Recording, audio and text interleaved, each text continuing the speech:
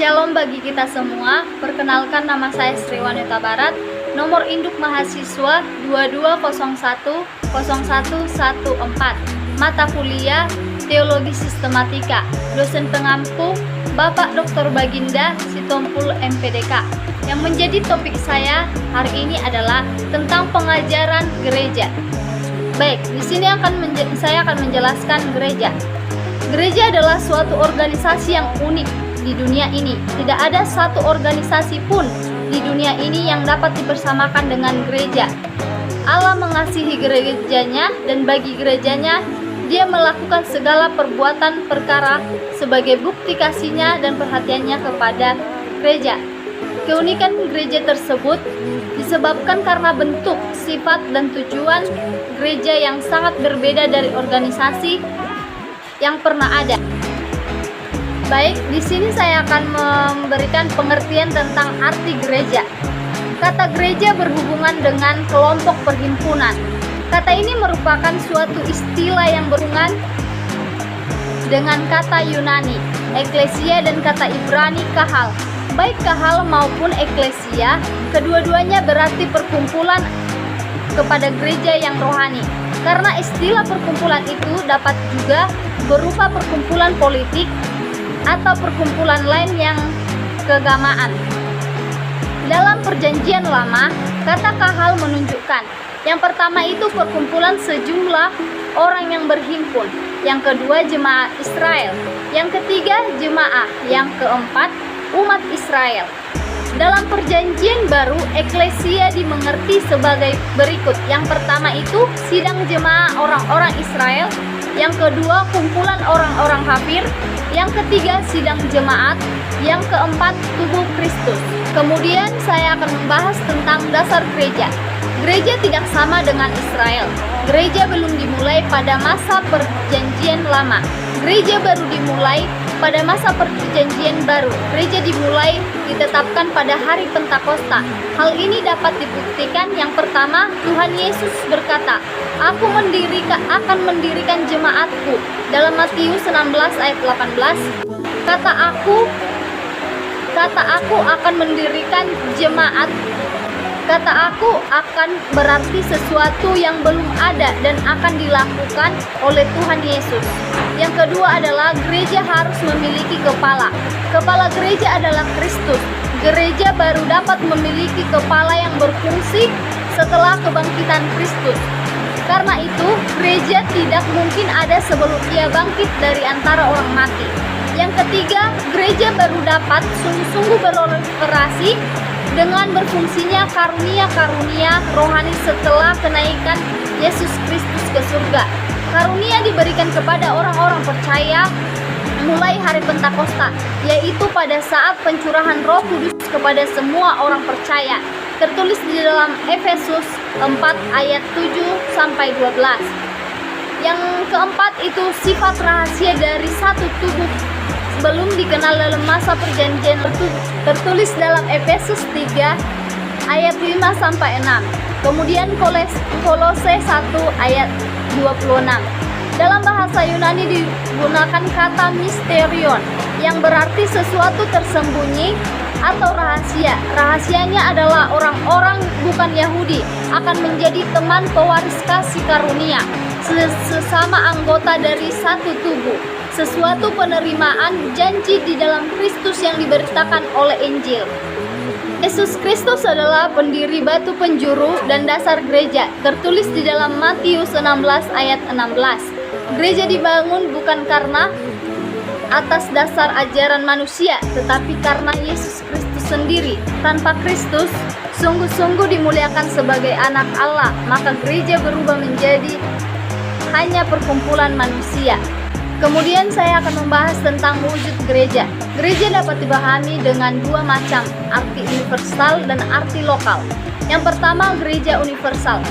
Dalam arti universal terdiri atas semua orang yang pada zaman ini telah dilahirkan kembali oleh Roh Allah, dan oleh Roh yang sama itu telah dibaptiskan menjadi anggota tubuh Kristus. Kita boleh membaca nanti di dalam 1 Korintus 12 ayat 13. Jemaat ini bersifat universal dalam arti bahwa anggotanya adalah semua orang-orang yang percaya, yang benar di dalam segala tempat, baik mereka yang sudah meninggal maupun mereka yang masih hidup. Tertulis di dalam Matius 16 ayat 18. Ini adalah jemaat yang universal, yang tidak kelihatan atau invisible Christ. Disebut gereja yang tidak kelihatan karena nampak jelas berkelompok di suatu tempat tertentu pada waktu yang tertentu pula. Menurut gambaran ini, gereja dengan Kristus, gereja berada di bawah penguasaan Yesus Kristus, serta merupakan suatu kesatuan sekalipun terdiri dari atas orang-orang Yahudi dan orang-orang bukan Yahudi, dan memiliki aneka ragam karunia di antara anggota-anggotanya, dan dalam teori bekerja sama dalam melaksanakan tugas bersama. Adalah sangat penting bagi kita untuk mengetahui adanya suatu gereja sedunia atau universal yang tidak kelihatan, yakni yang pertama itu adalah supaya kita mengetahui adanya hubungan kita dengan orang-orang percaya dari segala zaman yang telah berlari sebelum kita, yang menunggu kita menyelesaikan perlombaan. Tertulis di dalam Ibrani 12 ayat 1-21. Mereka adalah gereja yang menang, sedangkan kita masih ada di sini adalah gereja yang berjuang militan. Yang kedua itu, semua orang percaya adalah benar-benar satu di dalam Kristus. Jikalau satu menderita, semua akan menderita. Tetapi jika satu bersukacita, semua akan bersukacita. Itu tertulis di dalam Kisah Para Rasul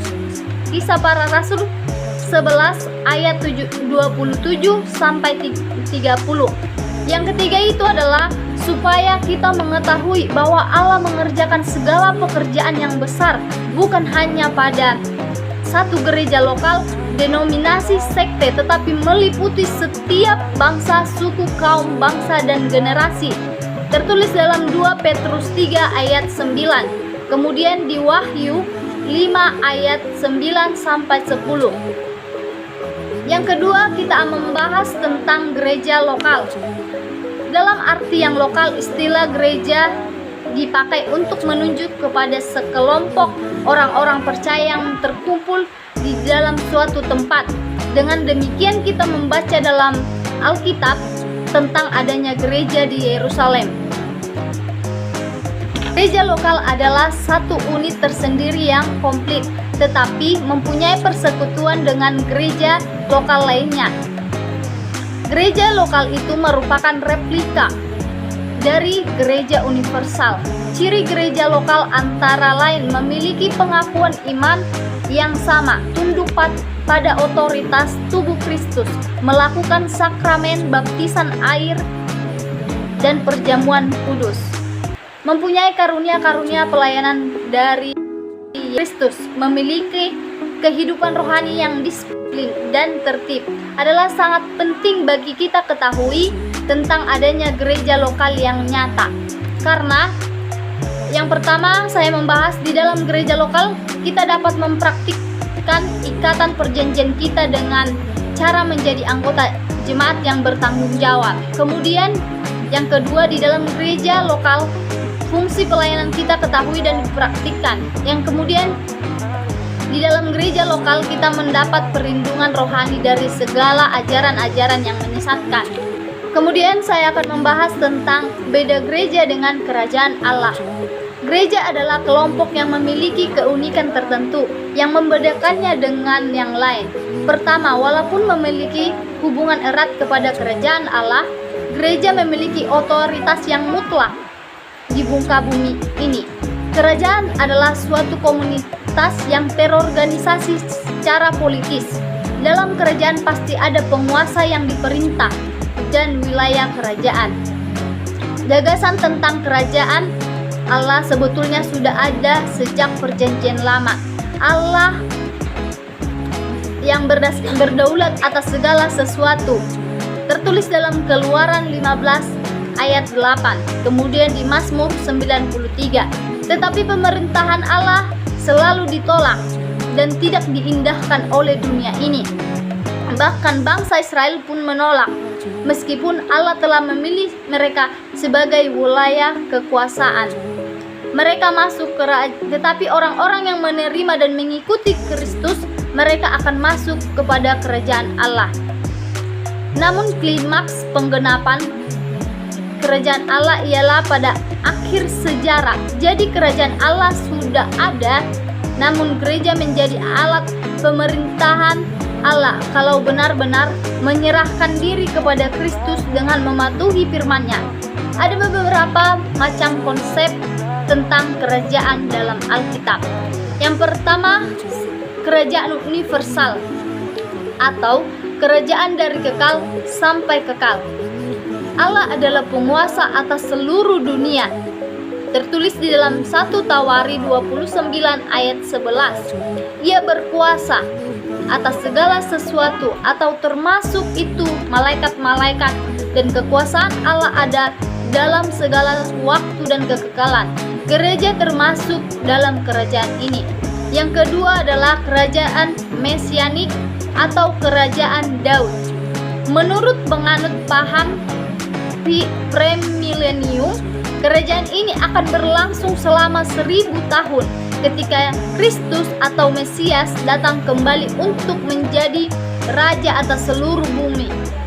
Sesuai dengan perjanjian Allah kepada Daud, gereja akan diangkat terlebih dahulu sebelum nantinya akan memerintah bersama Yesus Kristus dalam kerajaan 1000 tahun. Yang ketiga itu menjadi kerajaan misteri. Inilah yang dimaksud Yesus sebagai rahasia kerajaan Allah, menunjuk kepada zaman ini. Tertulis dalam Matius 13 ayat 11. Pengusahanya ialah Allah, yang diperintah ialah seluruh manusia di bumi, baik yang percaya maupun tidak. Waktunya adalah masa di antara kedatangan Yesus Kristus yang pertama dan yang kedua kalinya. Gereja termasuk dalam kerajaan ini. Waktunya dimulai ketika Yesus ditolak. 4 itu kerajaan rohani. Penguasaan ialah Kristus. Yang diperintah adalah orang-orang yang percaya, yang telah lahir baru.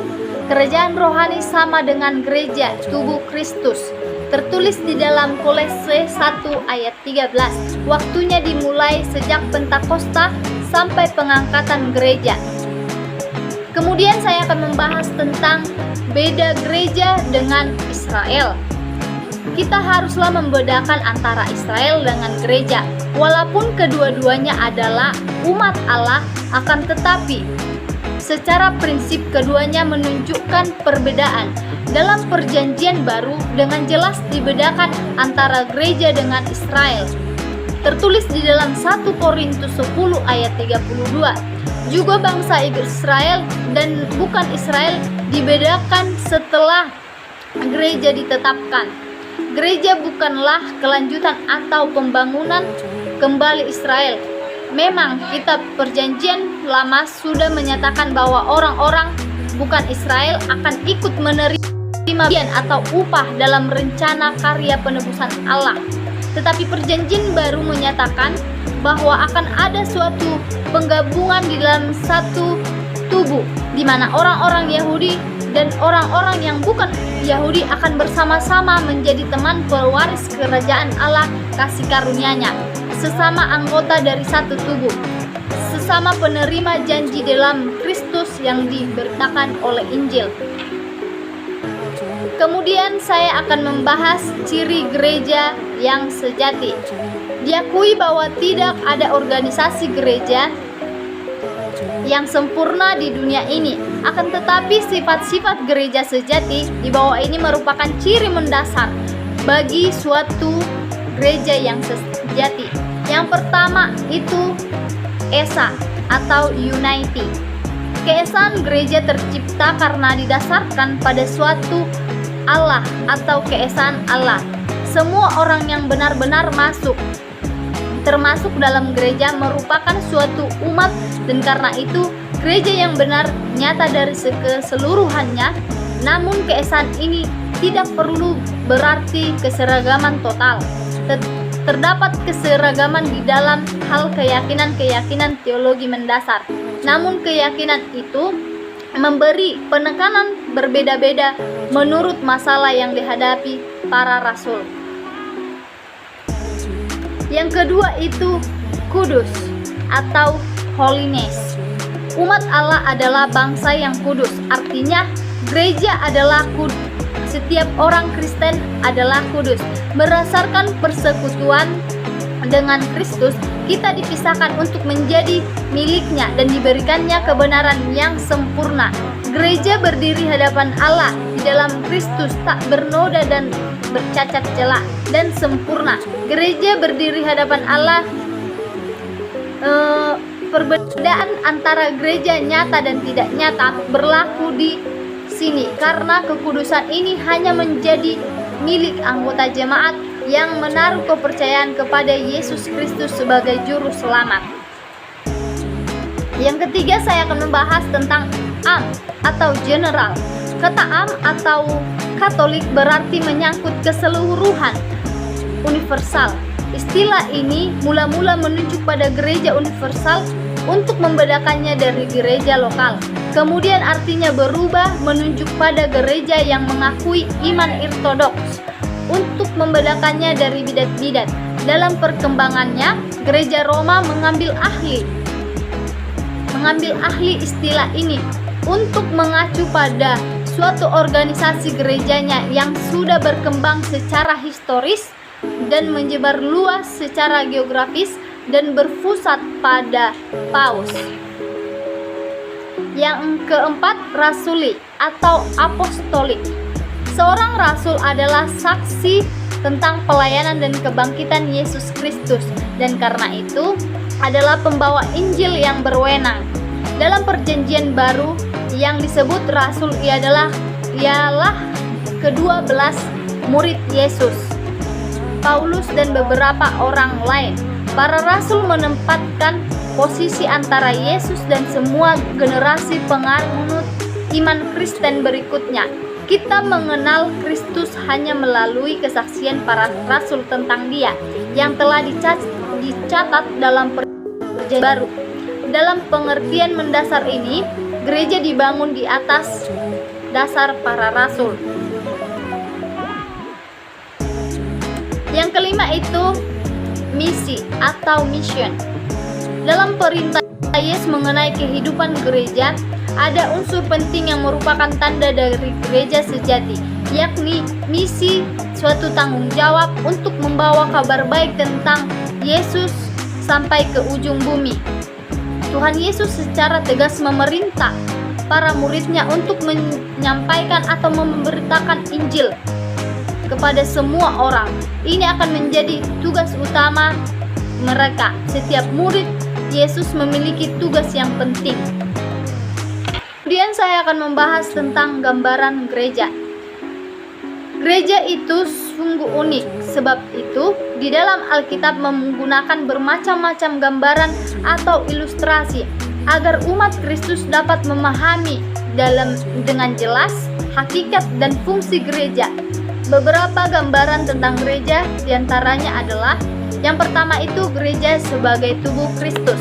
Gereja digambarkan sebagai tubuh Kristus, khususnya dalam surat Efesus dan Kolose, dengan maksud untuk menekankan hubungan antara gereja dengan Kristus.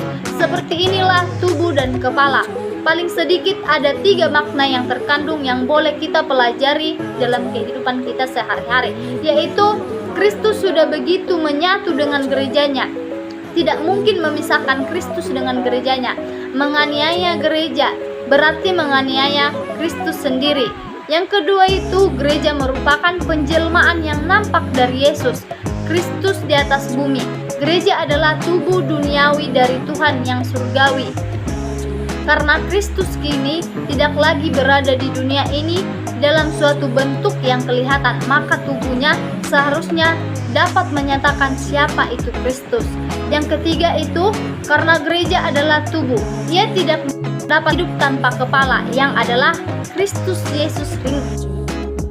Tubuh bergantung sepenuhnya kepada kepala tersebut. Ini berarti gereja takluk dan diperintah oleh Kristus, sang kepala itu. Gereja tidak boleh bertindak seolah-olah berdiri sendiri dan tidak boleh memerintah diri sendiri. Gereja harus diperintah oleh Kristus. Yang kedua itu adalah gereja sebagai keluarga Allah. Gereja digambarkan sebagai keluarga Allah, boleh kita lihat di Efesus 2 ayat 19, dengan maksud agar dalam kehidupan jemaat hendaknya dapat dirasakan cinta kasih Tuhan dan kehangatan persaudaraan kekristenan. Banyak orang Kristen yang kurang menyadari bahwa hubungan antara sesama anggota tubuh bukanlah hubungan yang formal, hubungan keluarga orang asing. Kita telah dipersatukan oleh satu darah, yaitu darah Kristus. Dari situlah kita kenal istilah saudara atau saudara. Setiap warga jemaat menjadi saudara bukan karena ras atau keturunan, tetapi karena iman kepada Kristus. Jadi semua orang yang percaya telah menjadi satu keluarga di dalam hubungan dengan Allah. Yang ketiga itu adalah gereja sebagai kawanan domba Allah. Mengapa disebut dengan dilukiskan? Karena Rasul Petrus melukiskan keterikatan antara orang Kristen dan Kristus seperti sekawanan domba dan gembala. Domba adalah binatang yang lemah dan bodoh. Domba tidak memiliki taring, tanduk, cakar, maupun senjata-senjata lainnya untuk mempertahankan diri dari musuh-musuhnya. Domba juga tidak dapat mengenal jalan bila tidak ada yang memimpinnya. Jadi domba membutuhkan gembala. Tanpa gembala, domba akan binasa. Seperti itulah gambaran diri kita pada saat ini. Kita adalah domba-domba Allah yang lemah dan bodoh. Kita tidak dapat hidup tanpa dipimpin oleh pemimpin-pemimpin Tuhan sendiri. Untuk menjadi domba yang baik, kita harus mematuhi 5 hal ini. Yang pertama adalah domba harus diberi tujuan. Manusia digambarkan seperti domba yang sesat karena mengambil jalan sendiri-sendiri. Jadi kita perlu digembalakan seperti domba agar tidak tersesat dan binasa, namun dapat diarahkan kepada Tuhan. Yang kedua itu, domba ditempatkan di sebuah kandang dan tetap dalam kawanannya. Kandang berbicara tentang perlindungan yang dibuat agar domba tidak mengalami serangan dari musuh-musuhnya. Musuh domba dapat berupa pencuri, perampok, serigala, orang asing maupun gembala upahan. Jadi jemaat harus tergabung dalam gereja agar mendapat perlindungan rohani dari ajaran-ajaran yang menyesatkan. Yang ketiga adalah domba harus dipimpin gembala. Yesus Kristus adalah gembala yang agung. Setelah Yesus naik ke surga, tugas pengembalaan diserahkan kepada hambanya, yakni para penatua sidang jemaat. Gembala selalu berjalan di depan untuk ditaati dan diteladani oleh domba-dombanya. Yang keempat, gereja sebagai rumah Allah. Gereja digambarkan sebagai rumah Allah. Rumah itu dibangun dengan batu-batu yang dulu terlepas dan tersebar di ladang, tapi yang dicari dan dikumpulkan lalu disusun dengan baik. Batu di atas batu secara rapi tersusun, saling melengkap dengan semen, sampai rumah itu berdiri dengan kuat.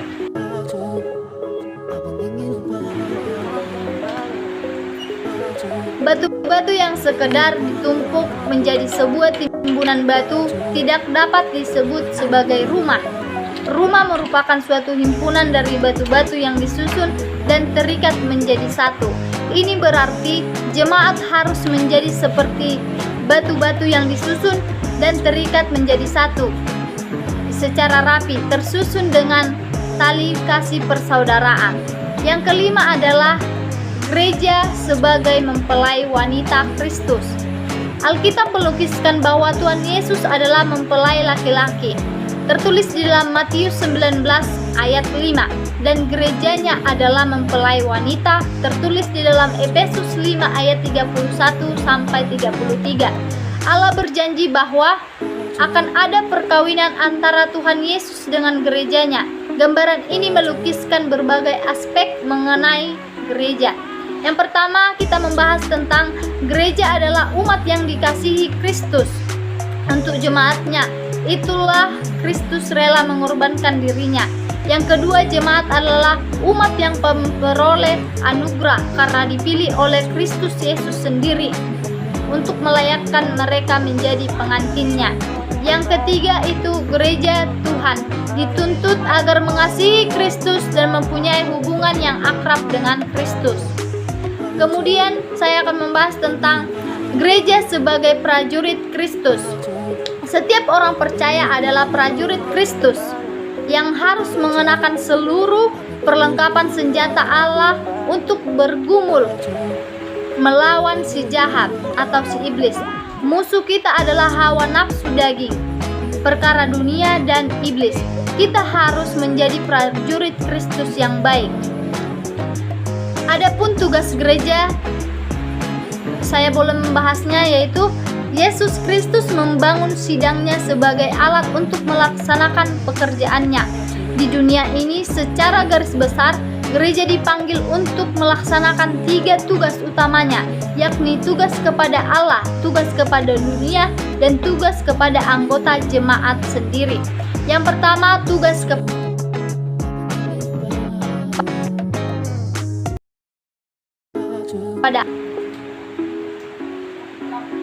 Yang pertama, tugas kepada Allah. Yang liturgia atau penyembahan ibadah. Tugas jemaat kepada Allah ialah memelihara hubungan erat dengan Allah, memuliakan Dia di tengah dunia dengan menyembahnya. Allah mencari penyembah sejati yang menyembahnya dalam roh dan kebenaran. Yang kedua, tugas terhadap dunia. Marturia atau penginjilan atau kesaksian. Ada banyak tugas panggilan gereja, namun yang terutama sekali adalah memproklamasikan Injil ke seluruh dunia sesuai dengan amanat agung Yesus Kristus. Dalam Matius 28 ayat 19 ada kata yang mengatakan pergilah, kemudian jadikanlah. Itu berarti Kristus telah memberikan teladan yang harus kita. Kesaksian adalah tugas seluruh jemaat Kristus. Jemaat yang melalaikan tugasnya untuk menginjili akan segera kering, tandus, dan mati. Yang ketiga adalah tugas ke dalam gereja itu sendiri. Koinonia atau persekutuan. Persekutuan berhubungan erat dengan gereja yang memuliakan Allah.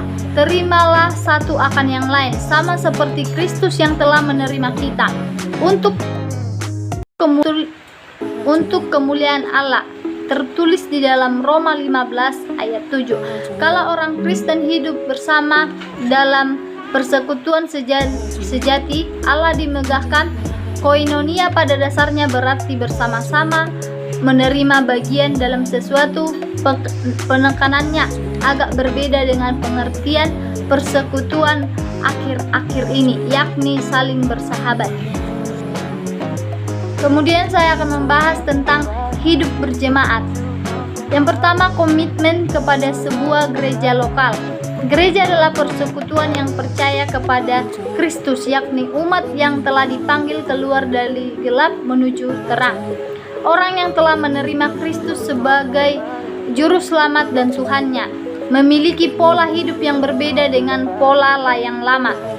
Kekristenan bukanlah agama individual, berbeda karena lingkup karya. Tidak hanya bisa dialami secara perseorangan atau misalnya pengampunan dosa, tetapi juga secara kelompok, misalnya kerukunan, pemulihan. Yang kedua adalah wujud komitmen kepada gereja lokal. Allah menginginkan bukan saja kita mempunyai hubungan dengan gereja, tetapi Allah mau supaya kita mendemonstrasikan ikatan perjanjian dengan lokal atau setempat. Kemudian saling melayani dalam kelompok kecil. Setiap anggota gereja harus menjalankan fungsinya sebagai anggota tubuh Kristus yang saling melengkapi satu dengan yang lainnya. Tidak seorang Kristen pun yang dapat berfungsi secara efektif seorang diri. Keterikatan satu dengan yang lain itu diwujud yakni saling mengasihi. Kemudian kepemimpinan di dalam gereja. Prinsip Alkitab tentang kepemimpinan. Kita sudah mempelajari bahwa jemaat Tuhan merupakan suatu keluarga. Artinya, hubungan antara anggota jemaat seperti hubungan dalam suatu keluarga. Di dalam keluarga terdapat dua unsur utama yang mempersatukan dan membuat keluarga itu bertumbuh dengan sehat, yaitu kasih dan ketertiban. Tanpa adanya keseimbangan dalam dua hal ini, akan terjadi ketimpangan dalam keluarga tersebut.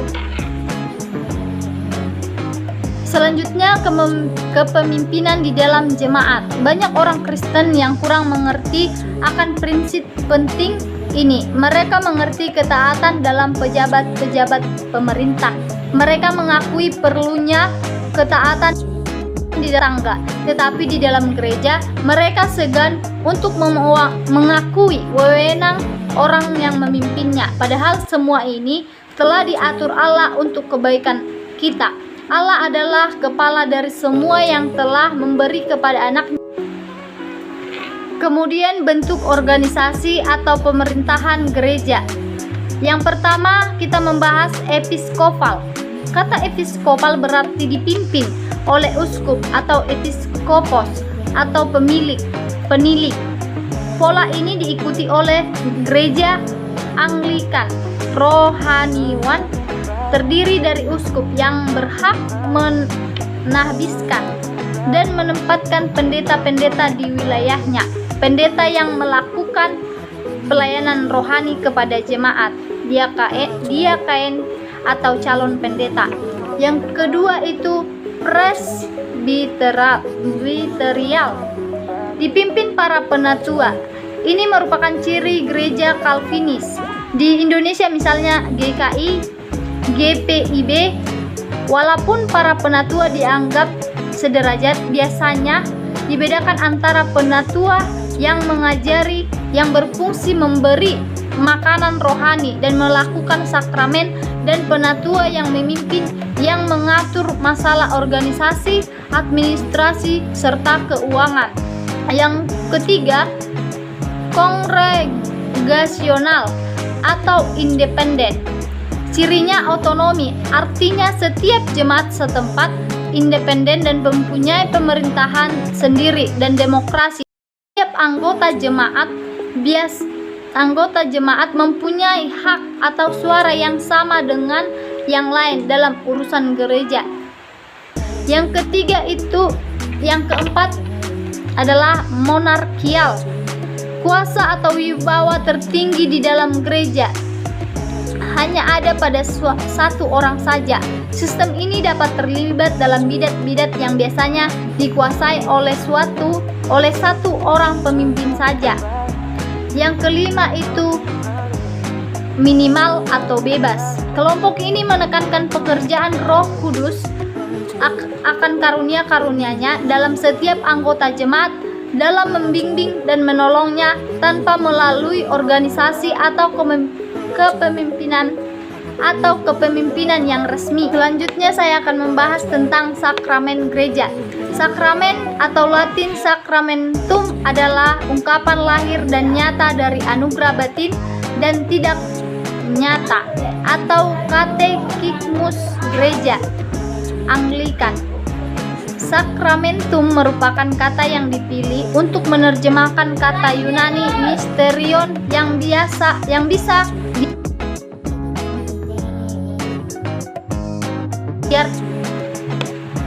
sesuatu yang misteri atau magis. Kebanyakan gereja Protestan mengakui dua sakramen, baptisan dan perjamuan kudus.